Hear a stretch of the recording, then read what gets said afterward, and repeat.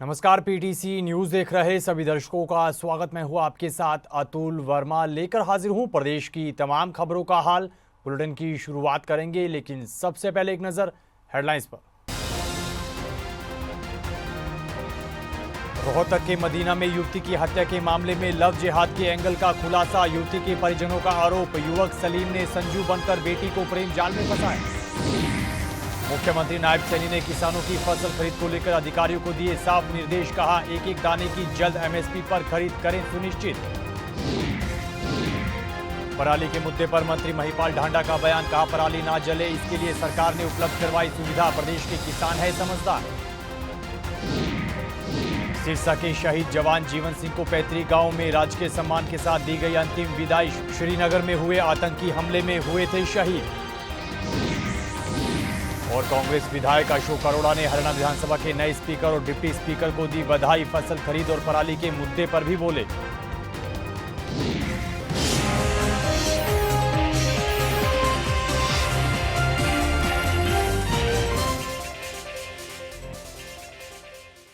चलिए बुलेटिन की शुरुआत करेंगे बड़ी खबर के साथ। गुरुग्राम के सरस्वती एन्क्लेव में बड़ा हादसा पेश आया है। यहां पर एक मकान में आग लगने से 4 लोगों की जिंदा जलकर मौत हो गई है। जानकारी के मुताबिक ये लोग बिहार के रहने वाले थे और सरस्वती एन्क्लेव के जे ब्लॉक में रहते थे। बताया जा रहा है कि शॉर्ट सर्किट की वजह से ये हादसा हुआ है। फिलहाल पूरे मामले को लेकर जांच की जा रही है, लेकिन ये लोग किराए के मकान में रहते थे और आग लगने की वजह से 4 लोगों की जिंदा जलकर मौत हुई है। बताया जा रहा है कि ये बिहार के रहने वाले थे, जो कि सरस्वती एन्क्लेव के जे ब्लॉक में एक किराए के कमरे में रहते थे। फिलहाल इस बड़े हादसे को लेकर पुलिस जांच में जुटी है। वहीं बहादुरगढ़ पुलिस ने बड़े ऑपरेशन के तहत सनी रिटोली गैंग के 4 बदमाशों को गिरफ्तार किया है। जहां बड़ी खबर से आपको रूबरू करवा रहे हैं और इस दौरान पुलिस ने गैंगस्टर सनी रिटोली को भी गिरफ्तार कर लिया है। बहादुरगढ़ अपराध शाखा 2 पुलिस ने गैंगस्टर सनी रिटोली को भी काबू किया है। पुलिस जांच अधिकारी ने बताया है कि बदमाशों के पास से 5 हथियार और करीब 15 राउंड बरामद हुए हैं और सनी रिटोली गैंग हिमांशु भाऊ गैंग का एंटी गैंग है। उन्होंने बताया कि गिरफ्तार किए गए आरोपी हत्या जैसे कई अपराधों में वांटेड थे और बहादुरगढ़ की दुर्गा कॉलोनी के पास से इन बदमाशों की गिरफ्तारी हुई है। फिलहाल बदमाशों से पूछताछ की जा रही है। आगे बढ़ते हैं और एक और बड़ी खबर से आपको रूबरू करवाएंगे। नांगलोई की युवती की रोहतक के मदीना में हत्या करने के मामले में अब लव जिहाद के एंगल का बड़ा खुलासा हुआ है। जानकारी के मुताबिक परिजनों ने यह आरोप लगाया है कि युवक सलीम संजू बनकर उनकी बेटी को प्रेम जाल में फंसा रहा था और किसी को इस बात की जानकारी नहीं थी कि लड़का मुस्लिम है। पीड़ित परिजनों के मुताबिक उनकी बेटी 20 अक्टूबर को उनके पास जाने की बात कहकर गई थी, लेकिन 2 दिन तक घर वापस ना आने के बाद उन्हें शक हुआ, जिसकी सूचना उन्होंने पुलिस को दी। जिसके बाद पुलिस को रोहतक के मदीना से उनकी बेटी का शव खेत में दबा हुआ मिला। पीड़ित परिजनों के मुताबिक गर्भवती होने के कारण उनकी बेटी की गला दबाकर हत्या कर दी गई और उन्होंने अब आरोपियों के खिलाफ कड़ी कार्रवाई की पुलिस से मांग की है। अरे कुछ कर लिए, हाँ, मीडिया वाला सर आए हुए थे, जो हुआ हो गया। लड़के के बारे में ये मुस्लिम था, ये मुस्लिम था, नाम का पता नहीं था। इतना तो मेरे को भी पता नहीं, इतना पता रहता था फिर ऐसा थोड़ी होता। तो लड़की कब से घर से इसके संपर्क में थी? हम तो गांव में रहते थे। अच्छा, ठीक है, बस 1 हफ्ता आया हुआ था। तो शादीशुदी भी करने वाले थे कैसे? क्या बताऊँ, जब मेरे को पता रहता तो हम तो बताते, जब मेरे को पता ही नहीं है तो हम क्या बताएंगे। यदि मेरे को पता रहता था फिर ऐसा कांड होता ही नहीं। एक तो नहीं पता था जब तो ऐसे कांड हुआ। तो लड़की पढ़ती थी? लड़के पढ़ते थे, ये लॉकडाउन में पढ़ के छुड़ा बंद कर छुड़ा देते हैं। बंद, स्कूलें बंद था, लॉकडाउन था तो कहाँ से पढ़े। तो आप लोग को पता चला ये भाई मार के ये दफना दिया मदीना? जब किसी कोई ना कोई तो सुराग आता है जब ही तो पता चलता है, नहीं तो ऐसे पता नहीं चलता है। 1 से 1.5 साल से संपर्क में थी। अच्छा, तो आप लोगों को पता चला? पता चल गया था काफ़ी टाइम पहले। हाँ, तो लड़का मुस्लिम है इसका पता चला ना? इसका पता नहीं था, ये संजू नाम बताया था अपना। अच्छा, तो घर से कब गए? आएंगे 4-5 दिन हो गए थे गायब हुए हुए। हाँ, तो इसकी गुमशुदगी की रिपोर्ट दर्ज कराई, दर्ज करवाएगी। तो सब कैसे हुआ इसमें? शक उस लड़के के पास फोन कर रहे थे तो लड़की से बात ही नहीं करवा रहा था वो। कह रहा था आधे घंटे में बात करवा रहा हूँ। उसके बाद पता चल गया था कि रात को उसने खुद ही फोन करा था, वीडियो कॉलिंग पे दिखाया था कि मैं तो जंगल में हूँ, जाके घर पे बात करवा दूंगा। तो जब पता चला, पीछे से आवाज आ रही थी कि गड्ढा और गहरा खोद दो थोड़ा, तो पता चला। तो उसने मार दिया? हाँ, मार दिया। क्या चाहते हो? इंसाफ चाहते हैं, कड़ी से कड़ी सजा हुई तो सभी चाहेंगे। कभी बहन ने बताया था कि ये नहीं बताया था कि लड़का मुमकिन है, ये नहीं बताया था, ये तो पता चला। हाँ, तो लड़की क्या पढ़ रही, कितनी पढ़ी? 10th तक पढ़ी हो, फिर लॉकडाउन के चक्कर में पढ़ाई छुड़वा दी थी। सोनी नाम? सोनी नाम? सोनी नाम है। अब क्या चाहते हैं? चाहते जी कड़ी से कड़ी सजा उसको। आगे बढ़ते हैं। सिरसा के शहीद जवान जीवन सिंह को उनके पैतृक गांव में पूरे राजकीय सम्मान के साथ अंतिम विदाई दी गई है। बीते दिन उनका पार्थिव शरीर पैतृक गांव में लाया गया, जहां पर उनके परिजनों ने अपने शहीद बेटे को नम आंखों से अंतिम विदाई दी। इस दौरान बड़ी संख्या में ग्रामीण भी मौजूद रहे, जिन्होंने शहीद जवान जीवन सिंह अमर रहे के नारे लगाए। जवान जीवन सिंह श्रीनगर के बारामुल्ला में हुए आतंकी हमले में शहीद हुए थे। शहीद जवान सिंह अपने पीछे अपने पिता, भाई और 2 बेटियों को छोड़ गए हैं। ਮਾੜੀ ਹੈ ਜੀ ਗੱਲ, ਬਹੁਤ ਮਾਣ ਵਾਲੀ ਗੱਲ ਹੈ। ਮਾਣ ਵਾਲੀ ਗੱਲ ਹੈ, ਸਾਨੂੰ ਗਰਵ ਆ ਉਹਦੇ ਪੁੱਤ ਤੇ। ਕਦੋਂ ਆਏ ਸੀ? ਛੁੱਟੀ ਕਦੋਂ ਆਏ ਸੀ? ਛੁੱਟੀ ਆਏ ਨੂੰ ਜੀ 2 ਮਹੀਨੇ ਹੋਏ। ਕੋਈ ਗੱਲਬਾਤ ਕਹਿ ਕੇ ਗਏ ਤੁਹਾਨੂੰ ਜਦੋਂ ਆਏ ਕਦੋਂ ਆਉਣੇ ਵਾਪਸ? 4-5 ਮਹੀਨੇ ਤੱਕ ਕਰਾਦਾ ਜੀ, 5 ਮਹੀਨੇ ਤਾਂ ਆਉਂਦਾ ਨਹੀਂ।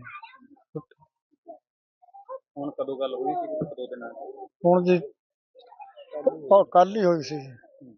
4 ਵਜੇ ਗੱਲਬਾਤ ਐ ਪੁੱਛਦਾ ਕਹਿੰਦਾ ਤੂੰ ਸਬਜ਼ੀ ਲਾ ਲਈ, ਮੈਂ ਕਿਹਾ ਲਾ ਲਈ।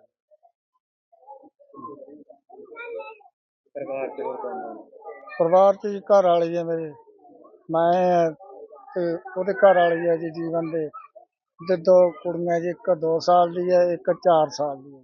मेरे ताई जी का लड़का था जी। कैसे इंसिडेंट हुआ ये? सर मिलिटेंट ने मुठभेड़ हुई है जी, कल शाम को पूरे शहीद हो गए जी। आपको कब पता? सुबह 4 बजे से फोन आया। ये गुलमर्ग जो है कश्मीर में। हरियाणा के मुख्यमंत्री नायब सिंह सैनी ने किसानों की फसल खरीद को लेकर खाद्य आपूर्ति विभाग के अधिकारियों को साफ निर्देश दिए हैं। मुख्यमंत्री ने मीटिंग के बाद बताया कि उन्होंने अधिकारियों को किसानों का एक एक दाने की जल्द एमएसपी पर खरीद सुनिश्चित करने को कहा है। उन्होंने कहा कि मेरे प्रदेश के किसी किसान को कोई दिक्कत नहीं आने दी जाएगी। सीएम ने बताया कि 17% नमी तक वाली फसल खरीद को सरकार ने मंजूरी दी है। वहीं फसल खरीद को लेकर मुख्यमंत्री ने खुद किसानों से फोन पर बातचीत की है और फीडबैक भी लिया है। वहीं प्रदेश के मंत्री महिपाल ढांडा ने पराली के मुद्दे को लेकर अपनी प्रतिक्रिया दी है। इस दौरान उन्होंने कहा कि किसान पराली ना जलाएं, इसको लेकर सरकार की ओर से तमाम सुविधाएं उपलब्ध करवाई गई है और प्रदेश का किसान भी समझदार है। देखिए, आज सब विधायकों को ओथ दिलाई गई है। आज विधायक बन गए हैं। काम करने का आज से एक किस्म का क्या निकला, बोला भाई परमिट हो गया, परमिट हो गया। आज विधिवत विधानसभा में सारे लोग विधायक बन गए। धान की फसल की खरीद को लेके मिलर से सबसे बात होगी है। जो समस्या 2 दिन पहले थी वो सब ऑलमोस्ट खत्म हो गई है। धीरे धीरे करके लिफ्टिंग भी शुरू हो गई है और जो खरीद थी वो खरीद भी बढ़ गई है। देखिए, पराली जलाने को लेके मैं कहूँगा कि हमने हरियाणा प्रदेश के किसान को बहुत सुविधा उपलब्ध कराई है। कुछ किसान भाई हमारा लगा हुआ है, कुछ हमने भी उनकी मदद की है। तो दोनों से मैं कहूँगा कि इतनी पराल हमारे हरियाणा में नहीं जलाई जा रही। हमारा किसान समझदार है, उसको पता है कि तू आग लगाएगा, पराली जलाएगा तो जमीन की उर्वरा शक्ति समाप्त हो जाएगी, इसलिए वो जला नहीं रहा है, वो उसका प्रबंधन कर रहा है। ये पंजाब में वो सरकार कुछ नहीं कर पाई। बीते दिन हरियाणा विधानसभा का नया स्पीकर और डिप्टी स्पीकर चुने जाने पर कांग्रेस विधायक अशोक अरोड़ा ने प्रतिक्रिया दी है और डिप्टी स्पीकर के साथ साथ स्पीकर को शुभकामनाएं दी हैं। इस दौरान उन्होंने फसल खरीद के साथ साथ पराली के मुद्दे को लेकर भी अपनी प्रतिक्रिया दी है। उन्होंने क्या कुछ कहा है, सुनिएगा। कल्याण को विधानसभा का अध्यक्ष और डॉक्टर किशन मिड्डा को उपाध्यक्ष सर्वसम्मति से चुना गया है। दोनों एक राजनीतिक परिवार से हैं, दोनों का अपना अनुभव भी काफी है, तीसरी बार के एमएलए, तो निश्चित रूप से उनके अनुभव का फायदा उसको मिलेगा। ये देखो, विरोध तो पक्ष करता है, विपक्ष का अधिकार है। सत्ता पक्ष को उनकी की गई बातों को याद दिलाना या जनता के ऊपर कोई ऐसा अत्याचार सरकार द्वारा की जा रही हो तो समय समय में उनको याद दिलाएंगे।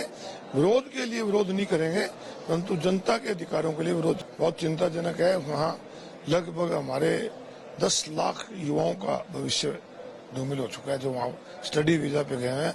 तो इसमें सरकार को ध्यान देना चाहिए, दोनों को अपनी ईगो छोड़कर अपने देश के लिए काम करना चाहिए। हरियाणा विधानसभा के शपथ सत्र के बाद इनेलो विधायक आदित्य चौटाला मीडिया से रूबरू हुए। इस दौरान उन्होंने हरविंदर कल्याण को सर्वसम्मति से हरियाणा विधानसभा का नया स्पीकर चुने जाने और कृष्ण मिड्डा को डिप्टी स्पीकर चुने जाने पर बधाई और शुभकामनाएं दी। इस दौरान उन्होंने क्या कुछ कहा है, सुनेगा। देखिए, मैं तो सर्वप्रथम आज शपथ ली है। हमारे अध्यक्ष सर्वसम्मति से निर्वाचित हुए, उपाध्यक्ष हुए, उनको बहुत बधाई। 40 नए सदस्य इस बार सदन के सदस्य बने हैं, पहली दफा चुनाव जीत के हैं, उनको बहुत शुभकामनाएं। और उनके आगे भविष्य के लिए मैं ये कहना चाहूँगा कि अपने इलाके की आवाज़ उठाएं। और हमारे अध्यक्ष और उपाध्यक्ष जो हैं वो चौधरी देवीलाल जी के ही सानिध्य में उन्होंने अपना राजनीतिक जीवन शुरू किया। चौधरी ओम प्रकाश चौटाला जी के समय में विधानसभा के सदस्य भी रहे। तो मैं ये मानता हूँ कि आज भी हाउस के अंदर चौधरी देवीलाल जी की जो नर्सरी है उन्हीं के ही लोग हैं, ये बहुत अच्छी बात है।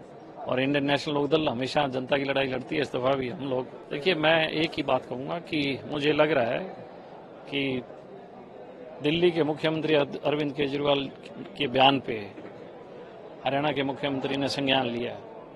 दिल्ली का मुख्यमंत्री कहता है कि पराली से जो पराली जल रही है हरियाणा की, उसका धुआं दिल्ली में आता है।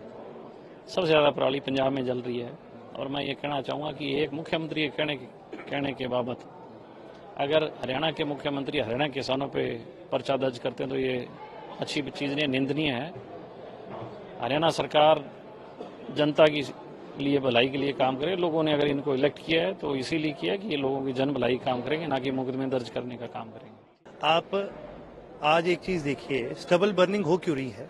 सबसे बड़ा कारण है आर्थिक तौर पर किसान कमजोर है और उसके पास वो आर्थिक मीन्स नहीं है कि वो मशीनरी लेके आ सके, सुपर सीडर लेके आ सके, इस तरह से स्टबल जो है इसको किसी तरह से प्रोसेस कर सके।